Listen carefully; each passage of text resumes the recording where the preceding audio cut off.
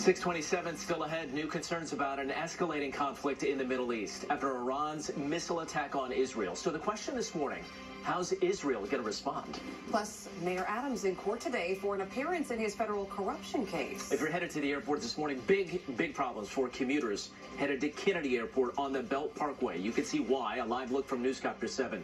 John Del Giorno with the details you got to know in a live report coming up at 6:30. Plus, you know we're going to have weather and traffic. Meteorologist Brittany Bell and Heather O'Rourke will be right back. It's necessary to share your sadness. People keep asking me, are you 100% ready? But I'm not really.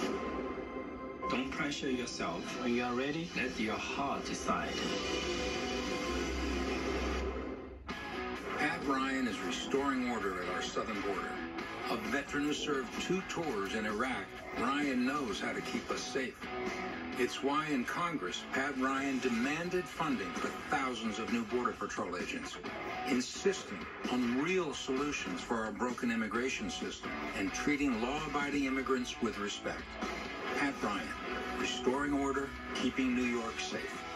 Fairshake is responsible for the content of this app.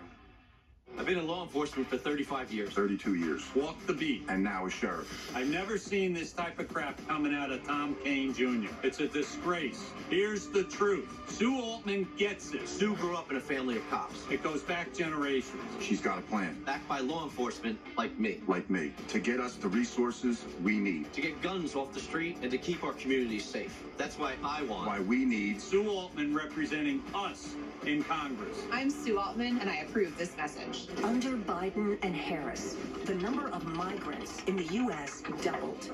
And just when we thought it couldn't get any worse, they proposed letting 2 million more cross the southern border each year. Laura Gillen supported it. Gillen promised open borders, billions of dollars in taxpayer-funded benefits for migrants, and the right to vote in our elections. I'm Anthony D'Esposito, and I approve this message because we must secure the border. Education changed my life. I grew up poor, on food stamps, and made it from East Ramapo Public Schools to Harvard Law. Politicians like Mike Lawler don't care about our schools. Lawler wants to take money from public schools and give it to private schools. He even voted to cut education funding by 30%. 30%. That would have devastated our schools and made property taxes even higher. I'm Mondaire Jones. I approve this message because for me, protecting public education is personal.